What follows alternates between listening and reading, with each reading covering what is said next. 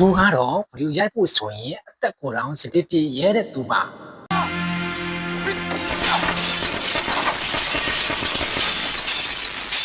ဒီလိုယူသွခဲ့လို့လည်းရုပ်ရှင်လောကမှာအမြင့်ဆုံးဖြစ်တဲ့အော်စကာဆုကိုရခဲ့ပါတယ်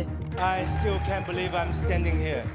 သူဟာစတန်ကွက်တွေအများကြီးလောက်ခဲ့လို့အယိုးတွေခဏခဏကျိုးဆေးရုံတွေကိုလည်းခဏခဏရောက်ခဲ့ရပါတယ် Skull, cut, broken, cut, tooth is gone, burn,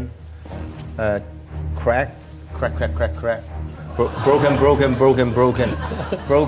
ဘာကြောင့်များသူ့ဘဝတစ်ခုလုံးဗီဒီယိုရိုက်ဖို့အတွက်ပဲပေးဆက်ခဲ့ရတာလဲသူ့တက်ကိုယ်တောင်ဂိမ်းဆိုင်ပဲဘာလို့စက်တွေအမျိုးမျိုးလောက်ပြခဲ့ရတာလဲ From the castle, jump to the tree bang to another castle. The tree just break it. I just straight fall down. I like 25. သူဒီလိုအောင်မြင်လာအောင်ရောဘယ်လောက်တောင်ကြိုးစားခဲ့ရတာလဲဒီဗီဒီယိုကတော့အယိုးတွေပိုင်းကျိုးဆေးရုံခါရောက်ပြီးမလို့ခဏဖြစ်ခဲ့ပြီမဲ့အော်စကာဆုကိုရအောင်သိမ့်ပိုင်နိုင်ခဲ့တဲ့ဂျကီချန်အကြောင်းပဲဖြစ်ပါတယ် It's a dream. ဂျကီချန်ကို1954ခုဧပြီလ9ရက်နေ့ဟောင်ကောင်မှာမွေးဖွားခဲ့ပါတယ်သူမိသားစုကဆင်းရဲလွန်းလို့ဂျကီချန်ကိုရောင်းစားဖို့အထိပါလုပ်ခဲ့ပူပါတယ် So poor when my parents cannot pay the money for the hospital. She just held you in. He want to sell it to the British doctor for 250. သူဟာငယ်ကလေးတုန်းကအရန်ကိုတက်ကြွတဲ့ကလေးတစ်ယောက်ပါဒါပေမဲ့ကန်ဆိုးကျင်တော့သူ့မှာဆပ်ဖျက်ခက်တဲ့ယောဂကရှိနေပါတယ်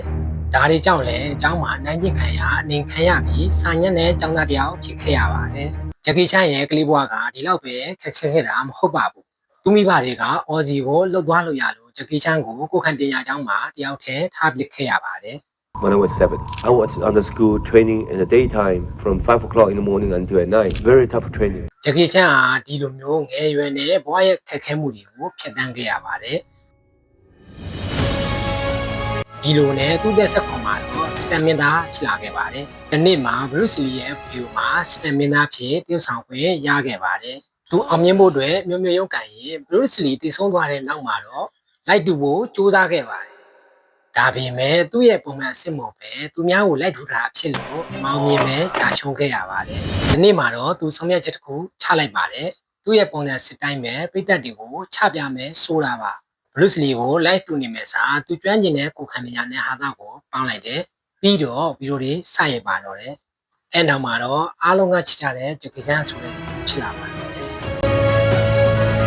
ဒါပြင်သူ့ဘဝတစ်ခုလုံးရုပ်ရှင်ရိုက်ဖို့ပဲပြစ်ဆက်ထားလို့အာရှမာတင်မောပဲဥရောပမှာကအောင်မြင်လာခဲ့ပါတယ်ဒီလိုနဲ့သူ့ရဲ့ကြိုးစားအားထုတ်မှုတွေကြောင့်သူဟာရုပ်ရှင်လောကရဲ့အမြင့်ဆုံးအော်စကာဆုကိုပါရအောင်တင်ပိုင်နိုင်ခဲ့ပါတယ် After 56 years film industry, making more than 200 films, I break so many bones. Finally,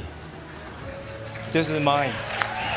စင်းရဲလုံးလို့ကလေးဘွားကသူများစီရောက်စားခံမှုဖြစ်ခဲ့တဲ့သူတယောက်ဆာဖရခတ်တဲ့ယောဂကြောင့်ကျောင်းမှာအမျက်နှိခံရတဲ့သူတယောက်ရိုးတွေပိုင်းကျပြင်မလို့ခဏခဏဖြစ်ခဲ့ရတဲ့သူတယောက်ဖြစ်ကနေရှုံးပေးပဲစူးစမ်းလို့အများကလေးစားရတဲ့အော်စကာဆုရမင်းသားတယောက်ဖြစ်လာခဲ့ပါတယ်သူ့ဘဝဖြစ်ဖြစ်ကနေသူ့ယူဖို့ကောင်းတာကဘဝကဘလောက်ပဲရိုင်းနေပါစေကိုယ့်အိမ်မက်ကိုလက်မလျှော့ပဲစက်ကိုးစားဖို့ဆိုတာပါပဲကဲမင်္ဂလာပါကျွန်တော်ကတော့ဒီလိုစိတ်ဝင်စားတာကောင်းတဲ့ဗီဒီယိုတွေကိုတင်ဆက်ပေးမှာ YouTube channel ကို subscribe လုပ်ပါပေးပါဦးခင်ဗျာ